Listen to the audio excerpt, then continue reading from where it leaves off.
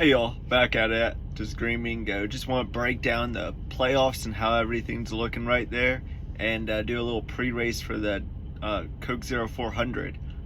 Should be a pretty interesting one. So right now we have Truex is 77 points to the good.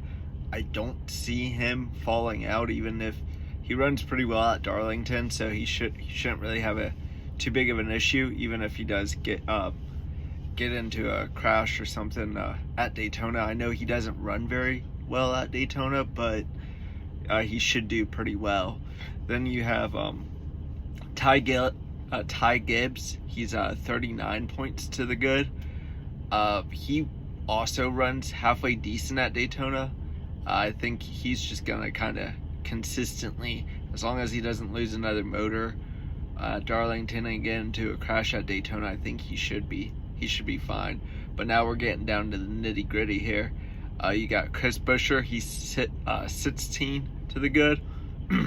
He did win this race last year, but it's Daytona, so everything's up in the air. Man, anything can happen. So you can get into a wreck on crash lap 1, or go home P1. So it's gonna be a crapshoot. He just needs to have a consistent top 10 day, get some stage points, and bring her home in one piece, really, and try and leave with a good 25-point cushion or so.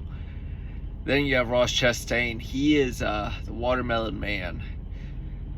I don't know. He's kind of hit and miss at Daytona or the super speedways. I know he almost won at Talladega, but the team just kind of seems. I don't know. I feel like Daniel Suarez is running better, so he's just once again gonna need to make sure he gets those playoff points. Kind of don't be so aggressive and just try and survive the day, because the guy behind him runs pretty well at Daytona. He does run a little bit better at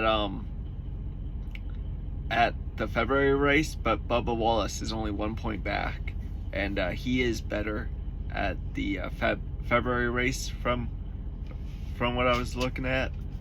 But yeah, he has gotten some top 5s and top 10s here, so it just gotta keep it clean out there and see if he can get in there. So that's pretty much the playoff picture. Gonna go ahead and break it down to guys to look for. Possibly if you are a gambler, you might want to put them in for a top 10 or so. So here's some guys to keep an eye on, and they could be race winners as well. John Hunter Nemechek.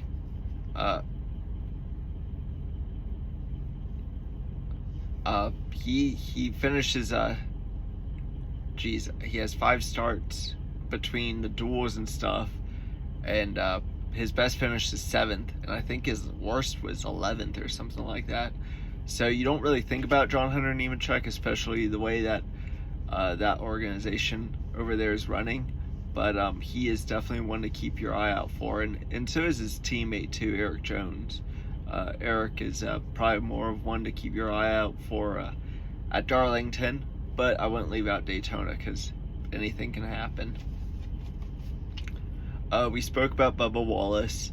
Alex Bowman, he finished 2nd here this year in February, so I would definitely keep your eye out for the Bowman Showman, just to kind of take it away and sweep it, you know, or well, not sweep it, but just show up there and finally get that win. It was a close finish too between Alex Bowman and William Byron.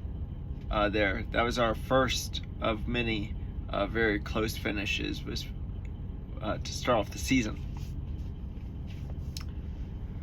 Kyle Busch finished 7th here last year in the night race, and those Chevys are fast. Austin Dillon and Kyle Busch, I would just loop them together. They're definitely going to be ones you got to watch for, just getting top 10s and stuff and points and just running up front, but they are both pretty much in must-win scenarios. Only real way I can see Kyle Busch pointing his way in is if Austin Dillon wins here and Kyle wins both stages and finishes second, and then he goes off to Darlington and also wins both stages and gets like a top 5 or something. It would just have to be a miracle for him to point his way in, I feel like. But miracles could happen. So Trevor Bayne, ask Trevor Bayne. And Zane Smith, he has 2 starts here, and both starts he's finished 13th. So maybe I don't know if that's a curse or if that's a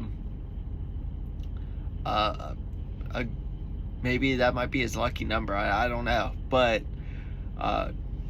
put him in the 13 car and see if he turns a 13th finish into a win. That would be hilarious. But yeah, so that was a good run there. Of course, watch those Fords. Michael McDowell, Brad Keselowski, we talked about Chris Buescher, the Penske guys, Ryan Blaney, he's won here. Austin Cindric, he's won the Daytona 500. Joey Logano, he's won the Daytona 500. So I've just watched the Ford guys. I would probably stay away from the Stewart-Haas guys, except Noah Gragson. Definitely watch for Noah to get a good run. He might be able to sneak away a win in, but it's just Daytona. It's a crapshoot. So I think that's why a lot of people like watching the super speedway races. I know I enjoy it. I definitely recommend tuning into the NASCAR free audio, but or if you do have to pay for it, I'm not sure, but it is about a lap and a half ahead of what's going on the television, because TV is about a minute and a half behind, just in case if something crazy happens out there, they can cut it, just like if somebody says a bad word, or so they're always a little bit behind live, and the audio is just ahead. I wish we could adjust it, but we can't. So, but it's a blast to listen to. It really it gets you in the driver's seat in a sense, and just tuning in to how intense it is out there. Here in 3 wide outside, you're on the outside, 3 wide. Claire, you got help. It's a blast to listen to. I love it. Let me know if you guys enjoy it, if you guys do tune into it.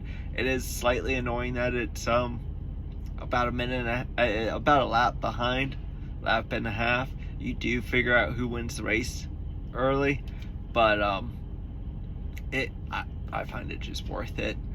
And then let's just go over some notes I wrote down for just Daytona 500. Not Daytona 500, sorry. The Daytona International Speedway, the World of Auto Racing, or World of Speed, I believe it's called. It's located in Daytona Beach, Florida. Founded back in 1958. Holds 150,000 people. It's asphalt, and it's a 2.5 mile racetrack. 31 degrees banking in the turn, 18 degrees banking in the tri-oval, and 3 degrees banking on the backstretch. Well, y'all, my wife is calling me, so I will talk to y'all later. I hope you guys enjoyed the video. Like and subscribe. I sure do appreciate y'all. Thank you. Later.